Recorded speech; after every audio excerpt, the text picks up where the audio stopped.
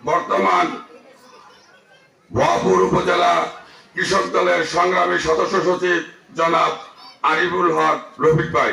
জনাব আরিফুল হক রফিক ভাই। বিসমিল্লাহির রহমানির রহিম। বাংলাদেশ জাতীয়তাবাদী কৃষক দল হালদা ইউনিয়ন শাখা কর্তৃক আয়োজিত বাংলাদেশ জাতীয়তাবাদী দলের 31 দফা কর্মসূচির 27 দফার বাংলাদেশ কৃষক দলের একটি দফা রয়েছে। সেই দফার উপরে কৃষকদের আলোচনার আজকের এই কৃষক সমাবেশের সম্মানিত সভাপতি আমাদের মাঝে উপস্থিত আছেন সাবেক ছাত্রনেতা, সাবেক ভিপি, টাঙ্গাইল জেলা কৃষক দলের সংগ্রামী সদস্য সচিব ভিপি শামীম। আমাদের মাঝে এই কৃষক সমাবেশকে অলঙ্কৃত করেছেন এই ইউনিয়নের কৃতি সন্তান, এই ইউনিয়নের সাবেক চেয়ারম্যান, বারবার নির্বাচিত ভুয়াপুর থানা বিএনপির সংগ্রামী সাধারণ সম্পাদক, সাবেক কৃষক দলের ভুয়াপুর থানার সাবেক কৃষক দলের সংগ্রামী সভাপতি জনাব সেলিমুজ্জামান সেলু। আমাদের মাঝে উপস্থিত আছেন ভুয়াপুর থানা কৃষক দলের সংগ্রামী আহ্বায়ক জনাব নাজিমুল ইসলাম নুরু। আমাদের মাঝে উপস্থিত আছেন এই ইউনিয়নের বারবারের সভাপতি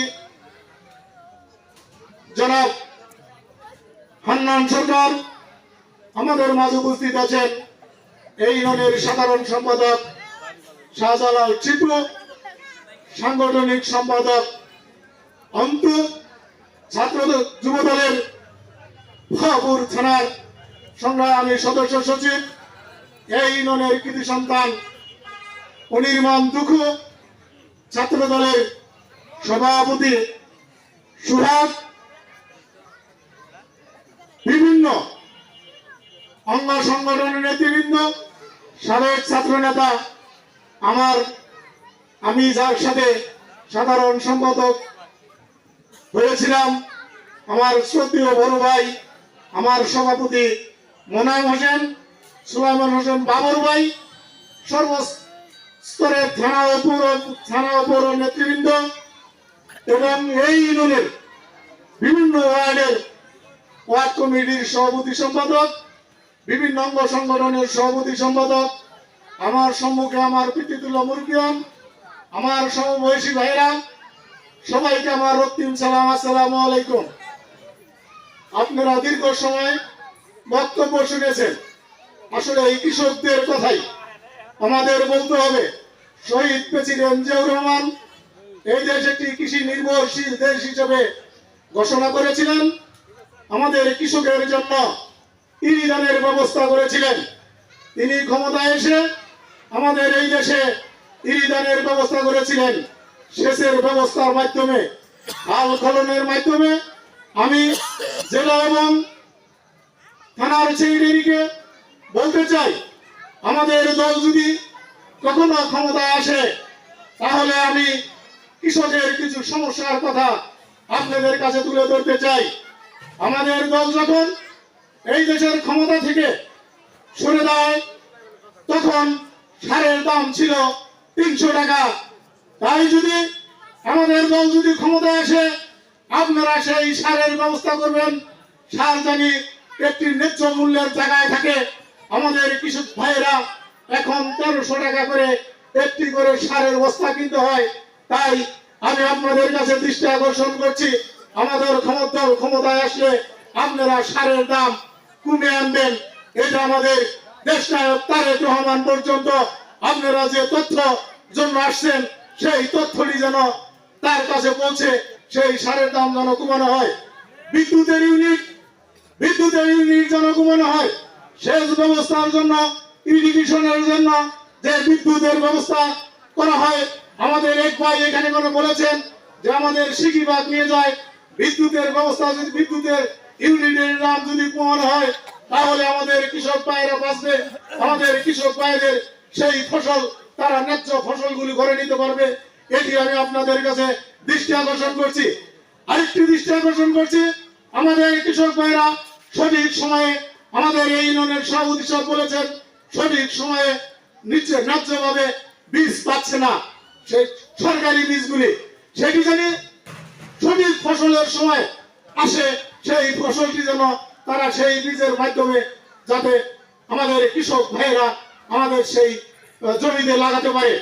আমাদের বিভিন্ন সময় যে সার এবং বর্জ্য তেলের যে ব্যবস্থা আছে, সেই সঠিক ব্যবস্থাটি যেন আমাদের কৃষকেরা সঠিকভাবে পায়, সেই আশাবাদ আমি আপনাদের কাছে ব্যক্ত করছি।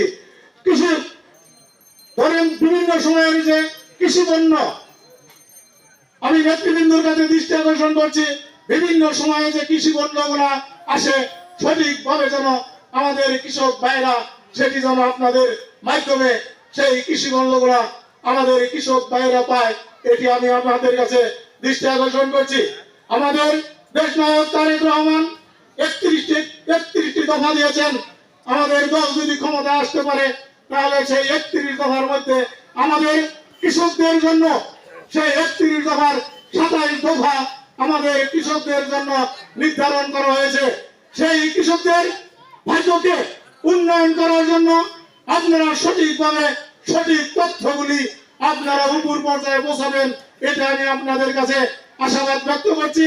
আসলে আপনারা দীর্ঘ সময় যাবৎ আপনারা বসে আছেন, আমাদের সেই কৃষক ভাইদের সঠিক যা কিছু সরকারি ভাবে আসে সেই আমাদের কৃষক ভাইরা সেটি যেন আপনাদের কাছ থেকে, আমি এই ইউনিয়নের প্রেসিডেন্ট এবং সেক্রেটারিকে দৃষ্টি আকর্ষণ করছি, এই ইউনিয়নের চেয়ারম্যান সাবেক চেয়ারম্যান সেলিমুজ্জামান সেলু ভাইকে দৃষ্টি আকর্ষণ করছি, আমাদের কৃষক ভাইরা সেই আমাদের সরকারি ভাবে যে কৃষি পণ্যগুলো আসবে সেটি জানি আমাদের এই ইউনিয়নের কৃষক ভাইদের ঘরে সঠিকভাবে পৌঁছে, এটি আমি আপনাদের কাছে আশাবাদ ব্যক্ত করছি। আর বক্তব্য দীর্ঘায়িত না করে আমি সবাইকে বাংলাদেশ জাতীয়তাবাদী দল ভাবুর থানা কৃষক দলের পক্ষ থেকে আপনারা দীর্ঘ সময় আমাদের এই কথাগুলি শুনলেন, এই জন্য আপনাদের কাছে খুব সুন্দর দৃষ্টিতে আপনারা আগামী দিনের ভবিষ্যৎ, আগামী দিনে এই দেশে যদি ক্ষমতায় আমরা আসতে চাই, সামনে আমাদের দুর্দিন, আমাদের এই কৃষক ভাইদের দরকার পড়বে, আমাদের এই কৃষক ভাইদেরকে নিয়েই সামনের ক্ষমতায় এদের ভোট দিয়েই কৃষক ভাইদের ভোট দিয়েই আমাদের বাংলাদেশ জাতীয়তাবাদী দল সামনের ক্ষমতা আসবে। তাই এই কৃষক ভাইদের যা কিছু আসবে আমাদের কৃষক ভাইরা যেন পায়, এই আশাবাদ ব্যক্ত করেই আমি আমার বক্তব্য শেষ করছি। খোদাহাফেজ। বাংলাদেশ জিন্দাবাদ, শহীদ জিয়াউর রহমান, খালেদা জিয়া জিন্দাবাদ। গোপালপুর ভাবলেন মাঝে মানুষের নেতা সাবেক উপমন্ত্রী